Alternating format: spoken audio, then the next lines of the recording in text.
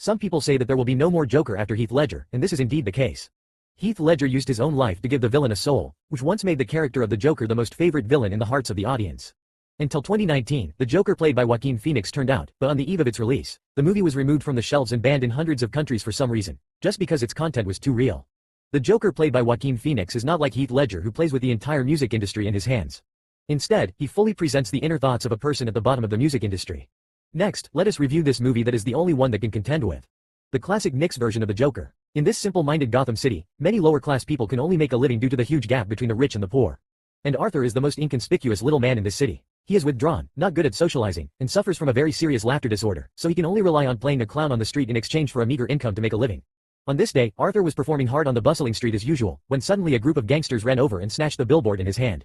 Arthur chased after them and wanted to get his things back, but he was greeted with a beating and kicking. This is exactly the current situation of Gotham City. Darkness and violence have no place, but there is public security at all. After learning about Arthur's experience, the boss did not sympathize with him, but asked him to compensate for the production costs of the billboard.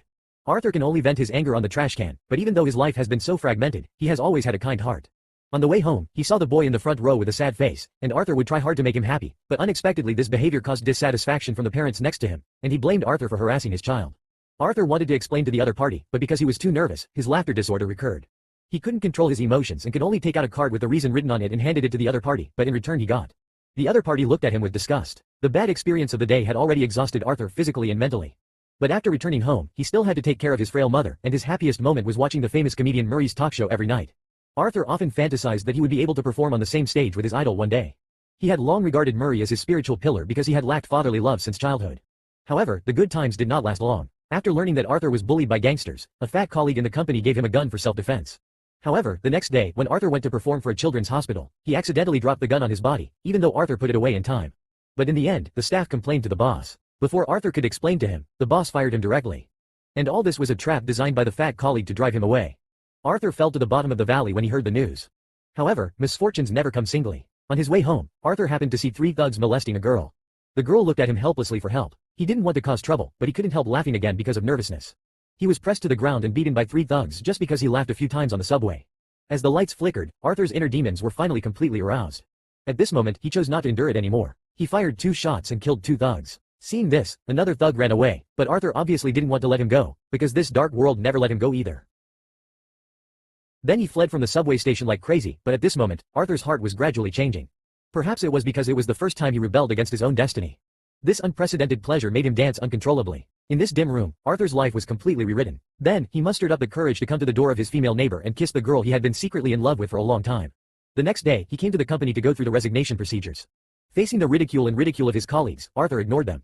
He just punched the time clock and changed the "don't forget to smile" on the stairs to "don't smile," and then left. When he got home, the TV was showing the news of the shooting that happened yesterday was reported. Thomas Wayne, the most powerful man in Gotham, also responded to the incident. Because the 3 victims were all employees of Wayne Company, he blamed all the causes on the hatred of the rich by the poor, and mocked the Joker as a coward hiding under a mask. This statement immediately made Arthur feel extremely ridiculous, but at the same time, it also made him find a sense of existence that he had never had before. Under the influence of the Joker, a wave of heat was set off in the whole of Gotham. The newspapers reported the subway murder case everywhere, but the female neighbor thought that the Joker was a hero of Gotham. At least he made the world less of 3 bastards, and more people began to wear Joker masks. This also made Arthur feel satisfied again. But after returning home, Arthur accidentally saw the letter his mother wrote to Thomas Wayne. When he opened it, he was completely shocked, because he learned from the letter that he was the illegitimate son of his mother and Thomas Wayne. He was angry and immediately found his mother to verify, but the answer he got was affirmative. Although Arthur couldn't accept this news for a while, it also rekindled a glimmer of hope for him who had been deprived of father's love since childhood, so he immediately came to the Wayne family's mansion, where he saw little Bruce Wayne. Looking at this brother in front of him, Arthur felt extremely kind in his heart, but unexpectedly, at this moment, the butler suddenly interrupted their conversation. He quickly explained that he was not a bad person, and said his mother's name. Unexpectedly, the butler directly claimed that his mother was a mentally ill person suffering from delusional disorder, and bluntly stated that Wayne had nothing to do with his mother. Arthur angrily strangled the butler's neck after hearing this, but when he saw Bruce with a terrified face behind him, Arthur could only choose to leave in shame. In order to confirm the butler's words, he secretly found Thomas Wayne, but the answer he got was the same as the butler, claiming that his mother was a patient in Arkham Asylum, and he also learned from him that he was not his mother's child, but an orphan adopted by him. At this time, Arthur's laughter disorder broke out again, and he began to laugh wildly, and this behavior also made Wayne thought he was a lunatic, punched him and turned away. At this moment, the last glimmer of hope in Arthur's heart was completely extinguished. Unexpectedly, when he just returned home, he found that his mother had an acute attack and was sent to the ambulance. While receiving treatment in the hospital, Arthur saw his previous performance on TV, and he appeared on his idol's show. At this moment, he suddenly became excited, but the next second he could no longer laugh, because Murray just used his performance as a laughingstock to win the audience's laughter. It was also at this moment that the image of his idol Murray completely collapsed in his heart.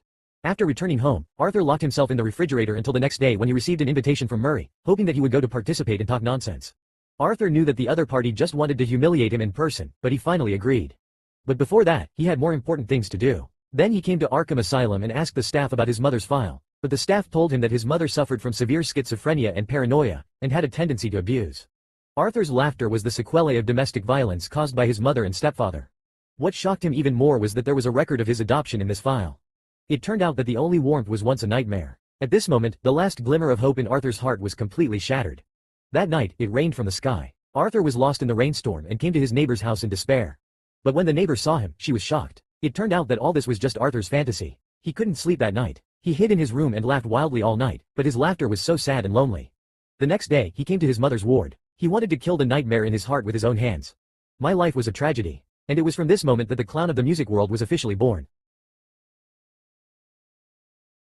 Who can match Heath Ledger's Joker? I'm afraid there is no one but Joaquin Phoenix. This elegant dance is enough to make him a god. But behind the Joker's smile, who can understand his despair and loneliness? Arthur killed his mother with his own hands. At this moment, he has unloaded all his burdens and bid farewell to his past life. He is now a completely different person. He keeps practicing how he will commit suicide.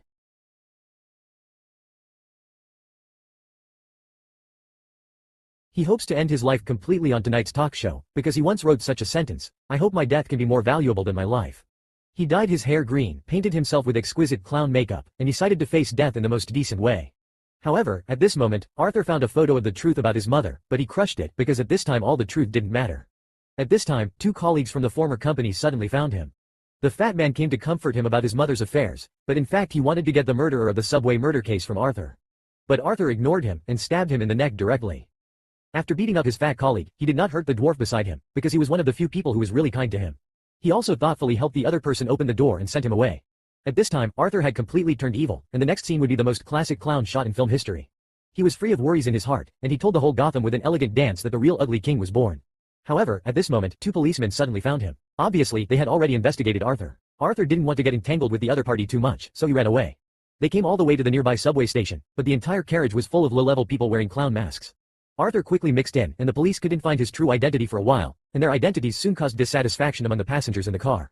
For a long time, the contradiction between the low-level people and the police broke out completely at this moment. One of the police accidentally shot and killed a citizen, which immediately angered everyone.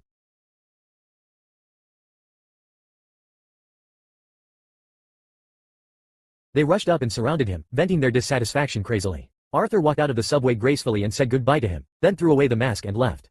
At this time, he had something even crazier to do. Soon he came to Murray's talk show, but before going on stage, he asked Murray to call him the clown because he liked this name more at this time. Of course, Arthur also knew very well that Murray's real purpose of inviting him was to ridicule him in public, but there was no point. Now he didn't care about these anymore. He entered the live broadcast with his favorite dance posture. However, in the following speech, Murray interrupted him again and again, which made Arthur furious. So he was furious and directly said that he was the real murderer of the subway murder case. After learning that what Arthur said was all true, Murray turned into a messenger of justice and condemned his behavior. Arthur angrily asked him if he had died on the roadside, would anyone look at him more? Those three bastards were just employees of Thomas Wayne Company. Wayne cried a few words for them on TV, and immediately a group of people felt sorry for them. He was big.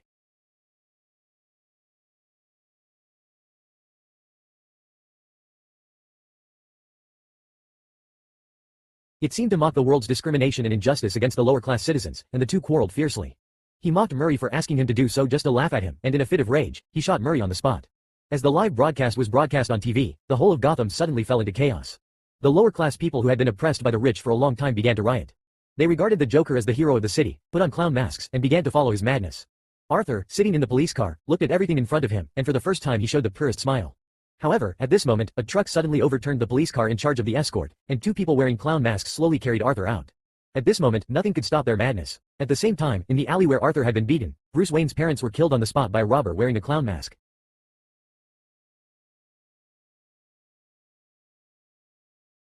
He witnessed all this but was powerless to do anything. At this time, Arthur woke up from his coma. He began to dance amid the shouts and cheers of the clowns around him. He put on his signature smile again. At this moment, he is no longer the timid Arthur of the past, but the clown who makes the whole Gotham tremble. This may be the comedy life he wants. This movie is not promoting evil spirits, and the clown is not a respected hero. Why are more and more people pushing this movie to the altar? There are many questions worth thinking about. There is a devil in everyone's heart. When all hope is shattered, the devil will occupy our reason, and Arthur's blackening is. Because he has lost all hope in life. His own life is a mess, but he still uses comedy to win the favor of others. In addition, he has a simple dream that cannot be fulfilled, and he is desperate to be completely abandoned by the whole world. The love he longs for can only exist in fantasy. Even the only maternal love that keeps him alive is a scam in the end. Arthur told such a joke when he appeared on Murray's talk show.